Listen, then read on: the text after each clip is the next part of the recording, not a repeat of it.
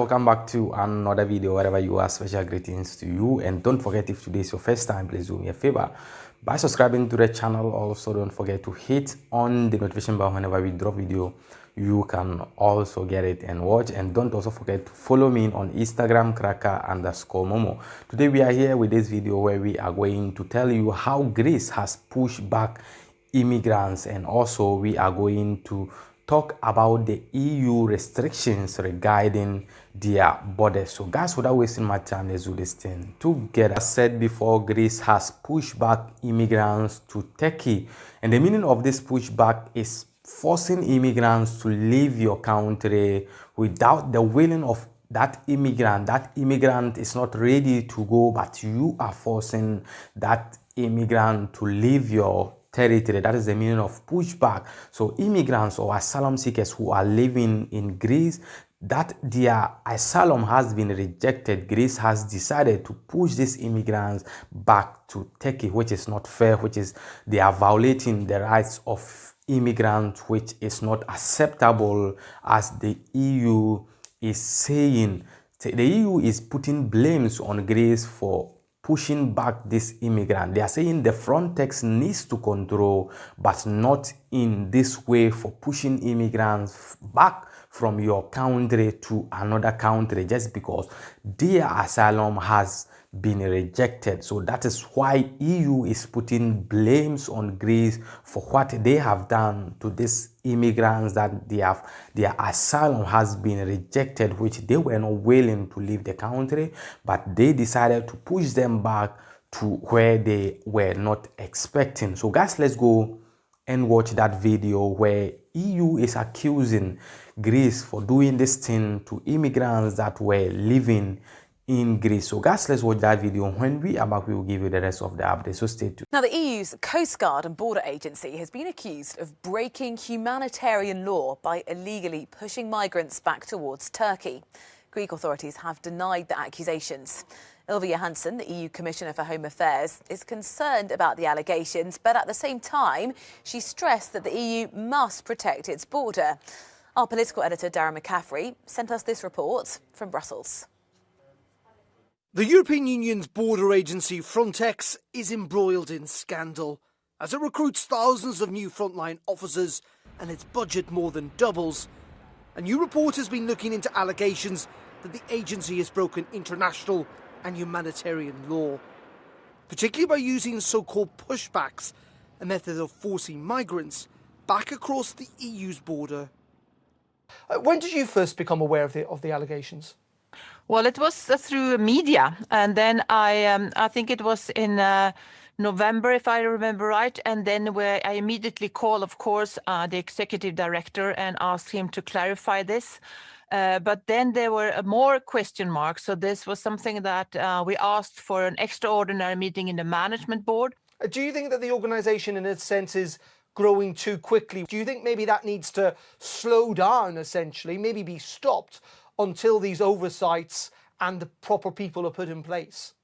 No, I don't think there is a problem of the speed. I think there have been enough time to recruit these people, and to set up these functioning. I don't think it's what's gone fair wrong to then? say that there wasn't time enough to do that. What's gone wrong then? Why are there these problems? I think that's part of what they are discussing now in the management board, and I think that's the right way to do it there. And also from the management board, I expect there might be some recommendations to the management of the agency and the executive director, how he must take this forward.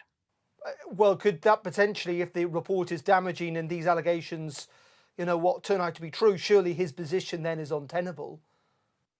Well, let's hope that have no proof of taking part in pushbacks, for example. So that's really what I hope and expect from Frontex, that they are not taking part in that. But it has to be clarified, and all questions have to be answered. Isn't it Europe's tough line on migration that may well have led to many, potentially, of these problems? I don't agree at all with you.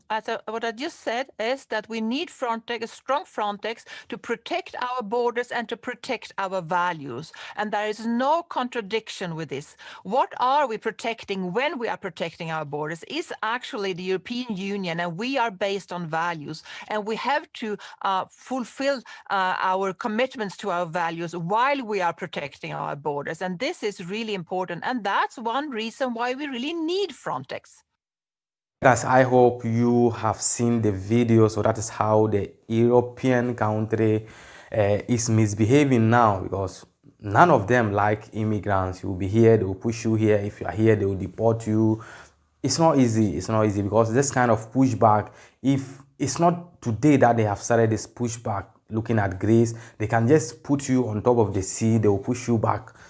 And always they will be pushing these immigrants back to Turkey, and then that is Turkey people who will rescue these immigrants at the end of the day. That is what is happening in Greece, and the EU is accusing them for doing that, because the Frontex needs to be controlled, but not in this kind of way. Move on to the next story. EU has put travel restrictions on their borders after they went to a meeting with all the EU country leaders, and now they are saying the borders are going to be open, but you must have a tangible reason before traveling. If you are from Italy and they see you in the borders of Germany, you have to have a tangible reason why you are in the borders of Germany, because they don't want this virus things to repeat as December, because they say December they allowed people to travel without any tangible reasons. They will go to another country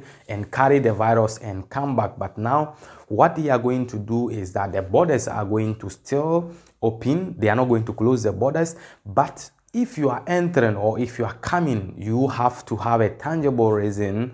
It don't have to be like something that you want, your personal interest, no, but it should be a motive that you are having before traveling. It should be a reasonable one before you can enter another EU country. So this is what is coming from the EU countries. If you are in one of the EU countries and you want to travel to another EU country, make sure that your reason will be something that if you explain to them, they will understand. But if it happens to be a reason that you explain and they don't understand, that will be you and their case. I don't know what they are going to do to you then, but you have to know, I am living to this European country and I have this kind of reason. This is the problem, or this is the reason why I am moving to the country. So guys, let's go and watch their video. When we are back, we will give you the rest of the update. So stay. I'm a little bit more confused after that virtual conference that took place last night, the first one of 2021. And